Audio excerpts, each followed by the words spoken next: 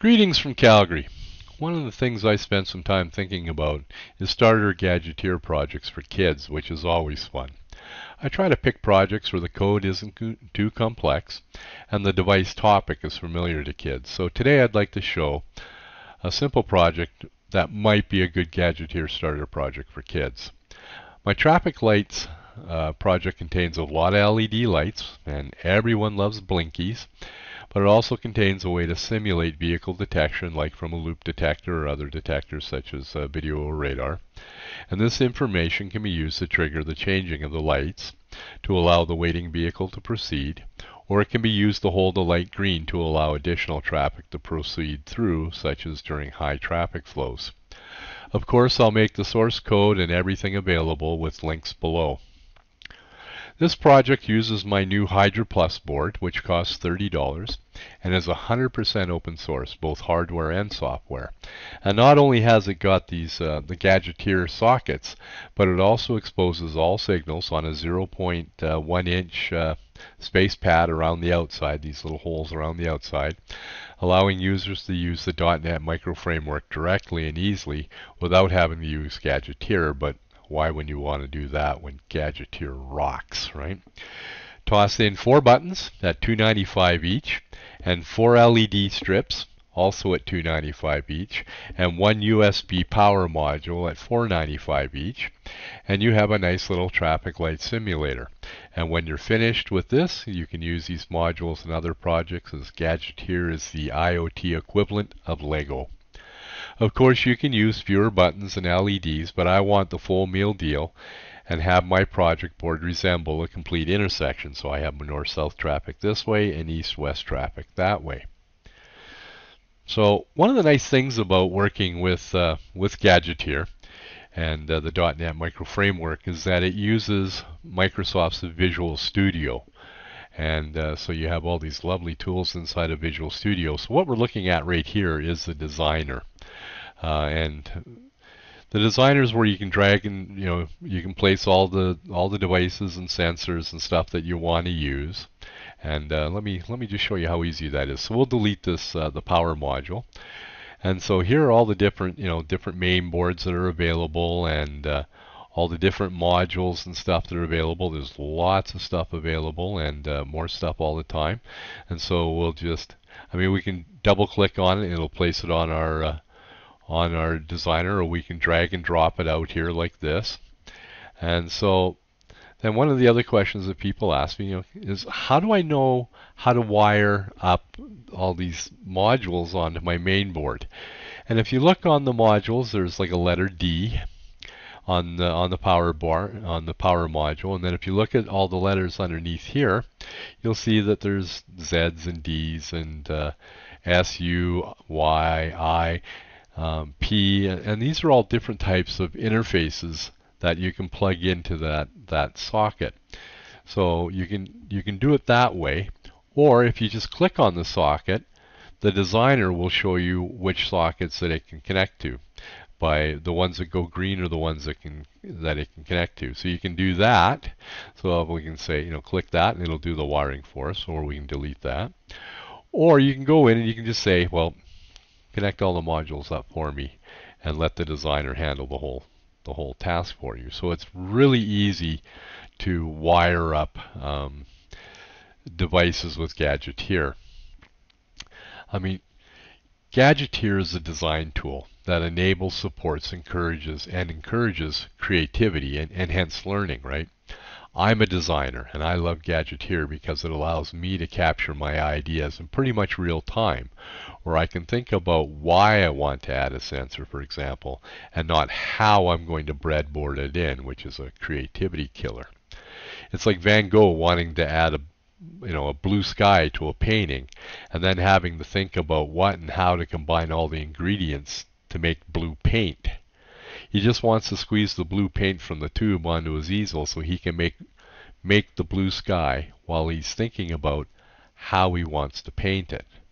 If you want a breadboard with Gadgeteer, you can, as Gadgeteer will allow you to work at whatever level you want.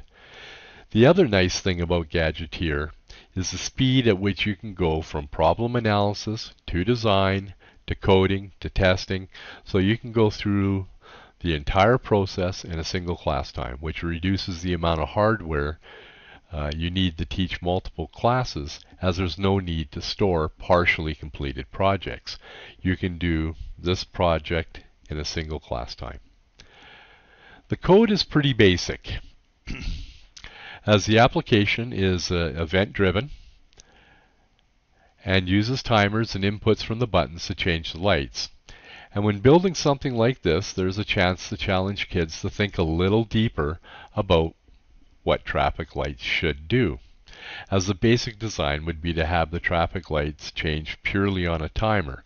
But in this design, I use input from the sensors to determine if the lights should change or remain green.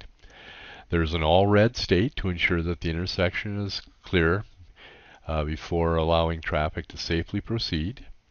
The timer duration for one direction is longer than the other in order to favor more or faster traffic, or a wider street in the case of pedestrians crossing. And there's a default direction, so that when cars are approaching an empty intersection, the odds are that the cars traveling in the default direction won't have to stop, so it increases convenience for the drivers, right? So the LED strips that I use in this project, there's a number of different ways to control them. And so the LED strips have 2 red, 3 yellow, 2 green. And one of the ways that we can control which LED lights are on is by using a bitmap. And so the bitmap, like for example, the green bitmap, so the red ones are off, so that's 0, 0. The yellow ones are off, so that's 0, 0, 0. And the green ones are on, so that's 1, 1. And so that binary number converts to number 3. The yellow ones, it's 0, 0. The red ones are off. Then 1, 1, 1. The yellow ones are on, and then 0, 0. And so that's number 28. So that binary number converts to number 28.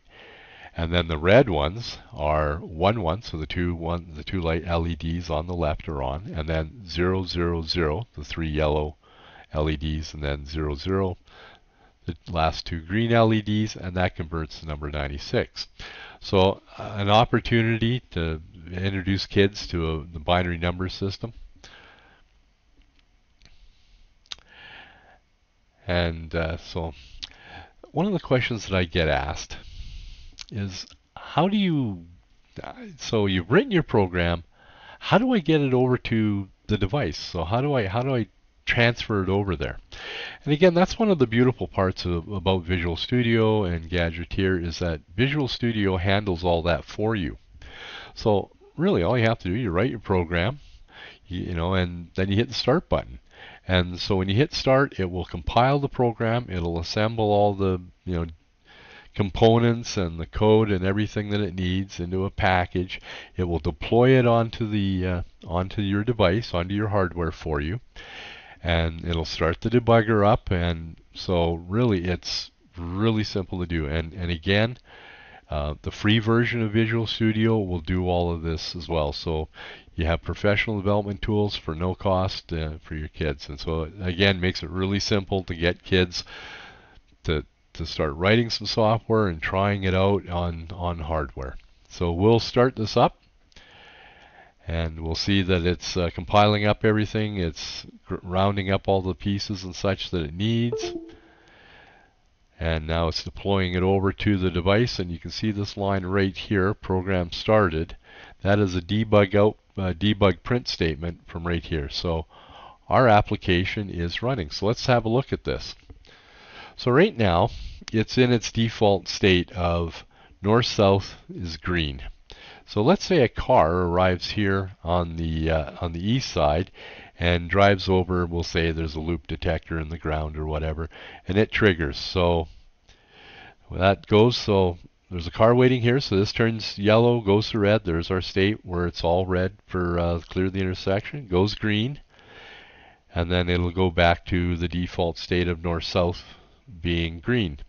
But let's say there's a few cars waiting to get by on this side, because that was pretty quick light. So Again, there's a car waiting. So it changes up, goes to green here on the east, and then, but we'll say another car drove over the loop detector, right? And then another car drove over the loop detector. So you see it's holding it green, but it'll only hold it green so many times before it will change. And so we'll say there was a car that pulled up just as, came to a stop as the light was yellow. And then we'll see it switch over again and let this car go. Right? So let's say for fun, again, the test being there's a car at every set of lights. So these will all change. Those went through, so we see those cars cleared out. And then they go to yellow.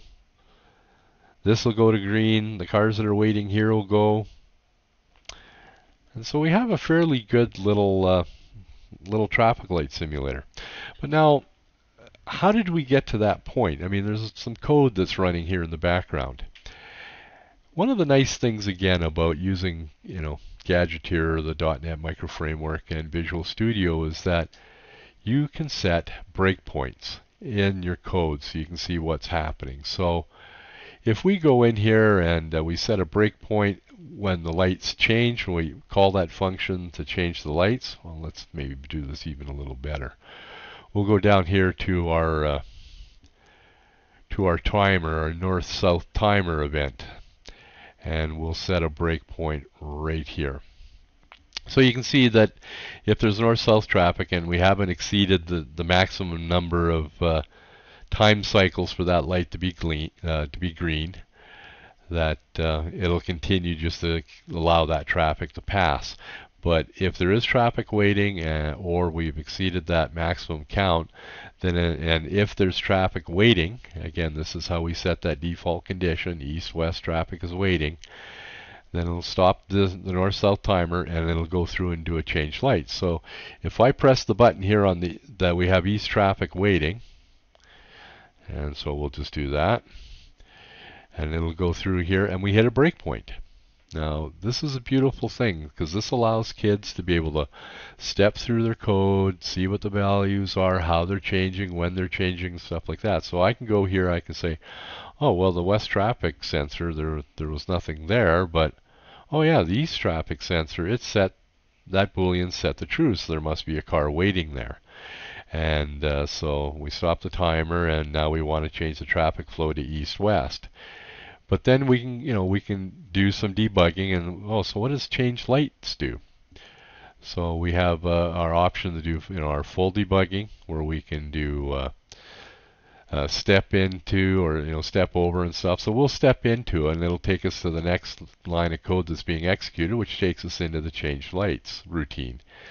And again, so we can look at all the variables and we can, step through the code one line at a time. So yeah, the direction must be, it's not north-south, it's this.